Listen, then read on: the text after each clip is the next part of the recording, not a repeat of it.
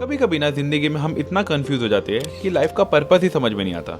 मानो सब रुक सा जाता है। बस फिर क्या, रात को टिकट बुक करी और देखो अभी मैं निकल गया हूँ ट्रैवल करने के लिए। अपने लाइफ के पहले सोलो बैकपैकिंग ट्रिप पर एक ऐसे शहर जहाँ स्पिरिचुअलिटी, रिलीजियन और शांति का संगम होता है। सोलो ट्रैवल में एक अजीब सी शांति होती है। ना कोई डेडलाइन है, ना कोई प्लानिंग, बस तुम और ये रास्ते। इस सफर में मुझे एक बढ़िया को पैसेंजर मिले।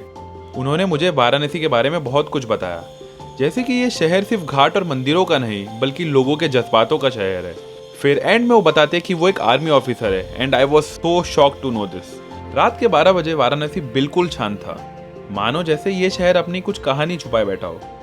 और आज का सफर बस यही याद दिला गया कि कभी कभी बस निकलना ही जरूरी होता है। नए लोग मिलते हैं, नई कहानियां बनती है। अब कल का इंतजार है, क्योंकि कल हम जानेंगे कि आखिर क्या है ऐसा इस शहर में कि मेरे जैसा आदमी यहाँ खींचा चला आया। कल मिलेंगे, बाय बाय। अगर बनारस आओ तो ये जरूर खाना। रुको स्टार्ट से बताता हूँ। बनारस का मेरा पहला दिन शुरू होता है एंजाइटी के साथ, क्योंकि हॉस्टल में मेरा सामान खुला पड़ा था। तो फटाफट लॉक लाके लगाया तो थोड़ा अच्छा लगा। और फिर हुआ ये, मुझे मेरे डॉम में एक भैया मिले। उन्होंने वाराणसी के बारे में बहुत इंपॉर्टेंट चीज बताई। तो जब हम वाराणसी आते हैं तो हमें सबसे पहले काल भैरव टेम्पल जाना पड़ता है। अगर उनका परमिशन लिए बिना हम किसी और टेम्पल में जाते हैं तो वो दर्शन सफल नहीं माना जाता। उनकी बात सुनते ही बनारस की रंग बिरंगी गलियों से होते हुए मैं निकल पड़ा काल भैरव मंदिर की तरफ। दुकानों से चाय की खुशबू, गलियों की रौनक और हर चेहरे पे एक कहानी। शायद यही बनारस देखने आया था मैं। घूमते घूमते मेरी नजर पड़ी इस मिठाई पर। पूछने पे पता चला इसे कहते हैं लौंग लता। यस, हम खा रहे हैं लौंग लता। मस्त लौंग लता खा के काल भैरव मंदिर के दर्शन करके सुबह मिले दोस्तों के साथ हम चले 23वें जैन तीर्थंकर पार्श्वनाथ भगवान के जन्म स्थल। उसके बाद सवारी निकली रामनगर फोर्ट, जहाँ पे गंगा किनारे फोर्ट का व्यू और ये सनसेट मुझे हमेशा याद रहेगा। ये तो सिर्फ आधा दिन हुआ है, असली एडवेंचर तो अभी बाकी है। अगले रील में मिलते हैं। सोचो, दो लोग जिन्हें मैं सुबह तक जानता भी नहीं था, उनके साथ मैं निकल गया हूँ शहर से दूर एक टिपिकल देसी रामलीला देखने, जहाँ का राजा आज भी हाथी पे घूमता है। यही है असली सोलो ट्रैवलिंग का मजा। रामनगर फोर्ट में सनसेट देखने के बाद हम पहुंचे रामनगर की रामलीला देखने। दूर से लगा कि यहाँ कुछ हो ही नहीं रहा, पर पूछने पे पता चला कि यहाँ के जो राजा है वो अभी आराम करने गए हैं एंड उनके आने के बाद सब शुरू होगा। और एक बार जरा राजा का स्टाइल तो देखो। घोर अंधेरे में भजन कीर्तन और मशाल की रोशनी में रामलीला, मानो असली भक्ति तो यही कर रहे हैं। हम शहर वाले तो सिर्फ दिखावा करते हैं। फिर मेले में ये नई चीज खाई, अब क्या बोलते थे? सकौड़ा। One of the best street food जो मैंने अब तक खाया है। फिर थोड़ा और खाना और कुछ मूंगफली लेने के बाद हम चले हमारे हॉस्टल। ये जगह के बारे में मुझे वही आर्मी ऑफिसर ने बताया था जिनको आपने लास्ट टू लास्ट वाली वीडियो में देखा है। सोचो, जो जगह मुझे कल तक पता भी नहीं थी, वहाँ मैं आज ये सब एक्सपीरियंस कर रहा हूँ आशीष और शुभम भाई के साथ। और आज ये बात तो समझ में आ गई कि ट्रैवलिंग सच में दुनिया दिखा देती है। अगले वीडियो में मिलते हैं। So I made a new friend here in Varanasi. Varanasi का मेरा दूसरा दिन शुरू होता है हॉस्टल चेंज करने से। फिर भूख लगी तो सोचा आज चाट खाई जाए, तो पहुंचा मैं दीना चाट भंडार। सोचा था थोड़ा यहाँ खाऊंगा, थोड़ा काशी चाट भंडार में खाऊंगा, पर यहीं पे इतना खा लिया कि काशी चाट भंडार जाने तक की हिम्मत ही नहीं हुई। लेकिन थोड़ा मीठा तो खा ही सकते हैं, है ना। तो अगला स्टॉप लिया वाराणसी की सबसे फेमस ब्लू लस्सी शॉप, जहाँ की मैंने मस्त ड्राई फ्रूट लस्सी दबाई। देखो, थोड़ी ओवररेटेड तो है ये जगह, बट ठीक है यार, आप आए हो तो एक्सपीरियंस करना तो बनता है। फिर उसी शाम मैं अपने हॉस्टल के टेरेस पे बैठ के काम कर ही रहा था, तभी मेरी एक इजरायली फ्रेंड ने मुझे एप्पल पाई खाने के लिए इनवाइट किया। So I made a new friend here in Varanasi. Meet Yasmin. Hello, how are you? Having fun? Very much. That's great. फिर बनारस की गलियों से होते हुए हम पहुंचे वाटिका की एप्पल पाई खाने। उसके बाद थोड़ी शॉपिंग और डिनर करके हम पहुंचे हमारे हॉस्टल। आज 18 किलोमीटर पैदल चल के मेरी हालत ही खराब हो गई, इसलिए मैं जा रहा हूँ सोने। मिलते हैं कल।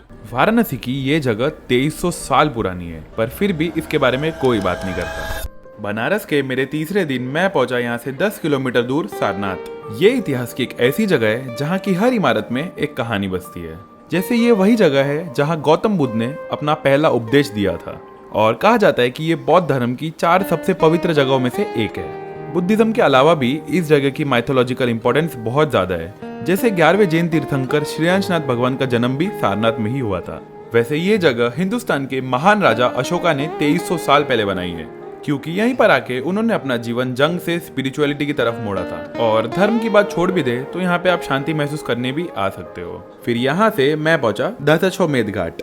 माना जाता है यहाँ की गंगा आरती पूरे बनारस में सबसे बेस्ट होती है, पर घाट के किनारे मिट्टी जमा होने के कारण ये आरती दूसरे फ्लोर पे हो रही थी। लेकिन लोगों की एनर्जी और भक्ति में कोई कमी नहीं है। बाकी कुछ जवाब आज मिले, कुछ थोड़े बाकी है। मिलते हैं कल। अब इसे बनारस का जादू कहूँ या गंगा का आशीर्वाद, मुझे नहीं पता। वैसे तो मैं सुबह देर से उठता हूँ, पर आज पता नहीं क्यों 5 बजे ही जाग गया और सीधा दशाश्वमेध घाट की तरफ निकल गया। ऐसा लगा जैसे कोई अलग सी शक्ति मुझे बुला रही हो, कुछ जादू दिखाने के लिए। सुबह 6 बजे सड़कों की ये रौनक देख के मैं सच में हैरान था। फिर जैसे ही घाट का ये खूबसूरत दृश्य देखा, तब समझ में आया बनारस का असली जादू। लोग गंगा माँ की पूजा और भक्ति में ऐसे डूबे हुए थे जैसे अपने सारे सुख दुख उनके हवाले कर रहे हो। गंगा में स्नान करके जैसे उन्हें एक नई शक्ति मिल रही हो। बच्चों की हंसी, बूढ़ों का सुकून और हर चेहरे पे एक कहानी देखने मिली। मेरे शहर की जिंदगी में कभी मैंने ऐसा नहीं देखा था। पर हाँ, सुना जरूर था कि गंगा माँ कितनी पवित्र है, कितनी शक्ति है इस नदी में। पर आज जब अपनी आंखों से देखा तो समझ में आया कि ये सिर्फ एक नदी नहीं, भारत की संस्कृति का एक जीता जागता रूप है। और शायद यही है बनारस का असली रंग। यहाँ की वाइब, यहाँ की रॉ एनर्जी, ये सब मेरे शहर की जिंदगी से काफी परे है। हर हर गंगे। सोचा नहीं था मैं बनारस की ये शाम एक गैंगस्टर के साथ बिताऊंगा।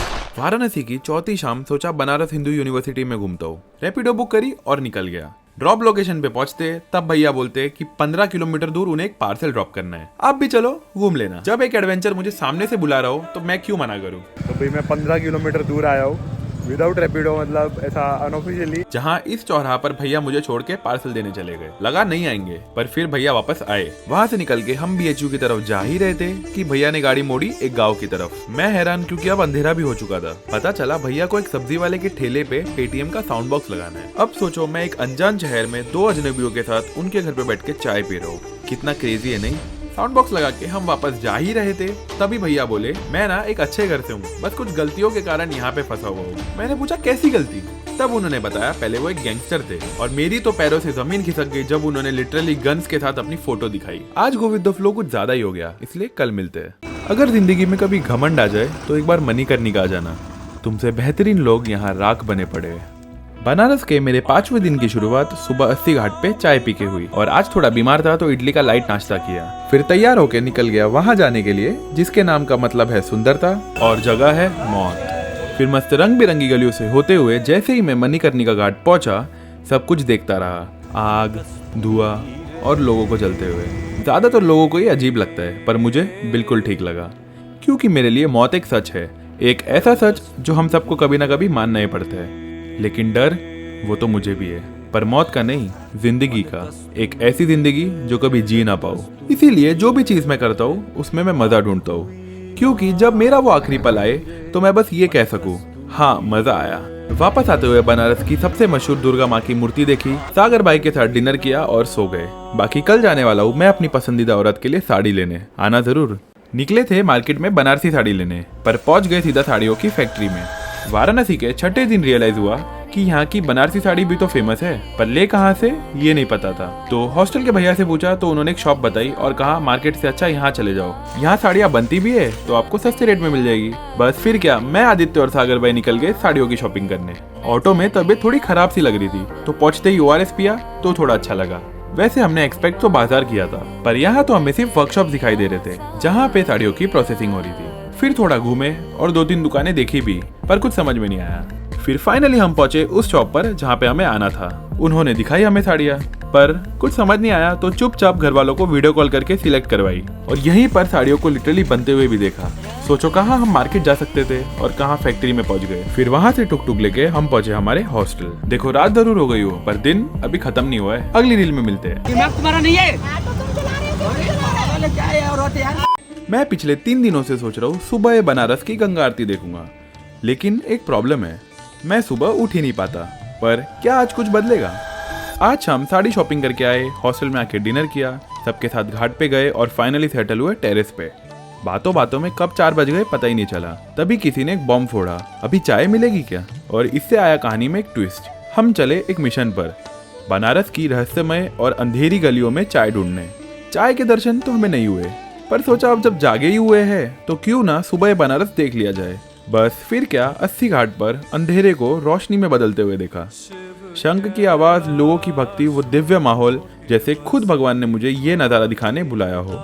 एक क्या, इस दृश्य के लिए तो मेरी कई रातों की नींद कुर्बान है। लेकिन चाय तो हमें फिर भी नहीं मिली, पर मिला आलू पूरी और जलेबी का स्वादिष्ट नाश्ता, जिसने तो हमारी सुबह ही बना दी। बाकी आज का मिशन हुआ कंप्लीट। अब कल है मेरे सोलो बैकपैकिंग ट्रिप का आखिरी दिन। मिलते हैं कल। ट्रेन को सिर्फ 20 मिनट बचे थे। हम खड़े थे गलत स्टेशन पर भागने को रेडी।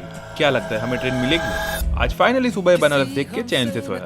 उठे, कुछ नाश्ता किया और चल दिए घाट घूमने। इस बहाने गंगा जी में कुछ पाप भी धो लिए। बनारस की गलियों से कुछ यादें उठाई, फिर हॉस्टल वापस आए, थोड़ा टीटी खेला और हंसी मजाक में रात यूं ही निकल गई। आज मेरा बनारस का आखिरी दिन था, तो फटाफट सामान पैक किया, चाय पी और सागर भाई को छोड़ने स्टेशन निकल गए। सब एकदम स्मूथ लग रहा था, पर ये रूबल की कहानी है। सब कुछ इतना आसानी से कैसे हो जाता? तभी पता चला ट्रेन वाराणसी जंक्शन से नहीं बल्कि बनारस रेलवे स्टेशन से। और तब एंट्री हुई हमारे हीरो की, एक ऑटो ड्राइवर जो 5 मिनट में हमें बनारस स्टेशन ले गया। फिर जो भागदौड़ शुरू हुई है, मानो हर एक सेकंड की कीमत उस दिन समझ आई हो। 3 बजे हम वाराणसी जंक्शन पे थे और 3:14 को हम ट्रेन के अंदर।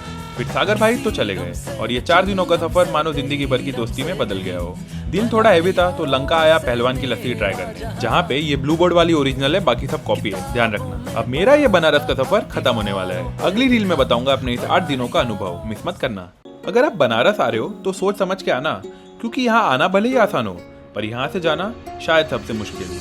ये थी मेरी बनारस की आखिरी शाम। ट्रेन के लिए थोड़ा समय था तो सोचा अस्सी घाट पे वो आखिरी नींबू चाय पी के आता हूँ। जैसे ही वहाँ पे मैं बैठा, पता नहीं क्यों आंखें नम सी होने लगी। ऐसा लगा जैसे कल ही तो मैं बनारस आया था।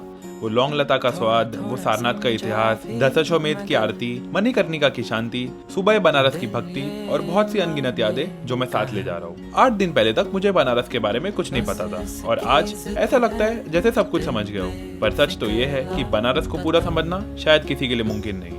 और शुक्रिया उन सभी लोगों का जिनसे मैं यहाँ मिला, जिनसे बातें हुई, जिनसे कुछ सीखा और जिनसे ये सफर और भी यादगार बन गया। और जो लोग सोलो ट्रैवल करने के बारे में सोच रहे हैं, उनके लिए सिर्फ एक ही बात, दुनिया बहुत अच्छी जगह है। आप एक बार बस बाहर निकल के तो देखो। इस वाराणसी सीरीज पे आपने जो प्यार दिखाया है उसके लिए ढेर सारा शुक्रिया। मेरा केरला का सफर शुरू हो गया तो फटाफट फॉलो कर लो। और एंड में बस इतना ही कहूंगा, मजा आया।